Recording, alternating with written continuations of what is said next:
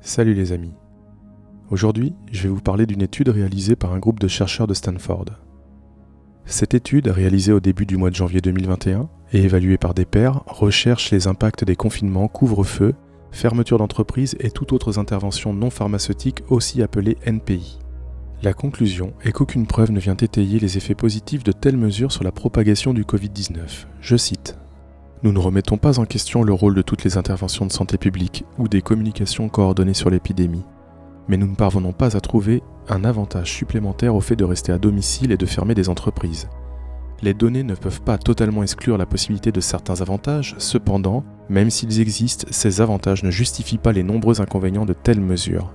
Des interventions de santé publique plus ciblées qui réduisent plus efficacement les transmissions peuvent être importantes pour le contrôle futur de l'épidémie sans les méfaits des mesures très restrictives. Fin de citation. L'étude a été coécrite par le Dr Eran Ben-David, le professeur John P. Aloanidis, Christopher Ho et Jay Bhattacharya. L'auteur principal, le Dr Ben-David, est professeur agrégé au département de médecine de Stanford. Les autres auteurs travaillent collectivement dans les départements d'épidémiologie et de sciences des données biomédicales. Cette étude a été publiée dans le European Journal of Clinical Observation.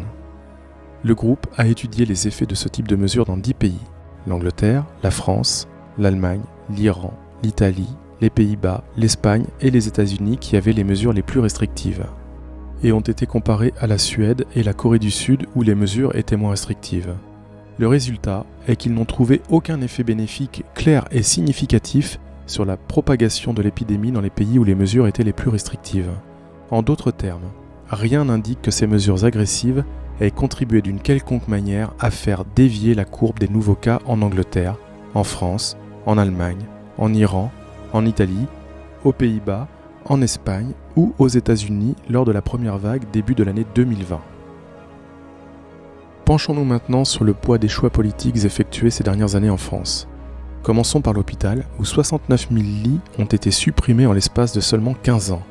D'ailleurs, pendant l'épidémie du Covid-19, ces fermetures ne se sont pas arrêtées. Certains vous diront que ce n'était pas forcément des lits de réanimation, c'est vrai. Mais il suffit de parler avec le personnel soignant pour se rendre compte de la dégradation de leurs conditions de travail, impliquant une mise en danger des patients due à un manque chronique d'effectifs. Notre gouvernement justifie régulièrement les confinements, couvre-feu et les fermetures d'entreprises en nous disant qu'elles soulagent le personnel soignant. Alors comment expliquer cette dissonance cognitive ? Un jour, ils détruisent l'hôpital en supprimant des lits sans se soucier un seul instant de la condition du personnel soignant ainsi que des risques encourus par les patients, et le lendemain, ils voudraient nous faire croire qu'ils se soucient d'eux. Cela n'a aucun sens.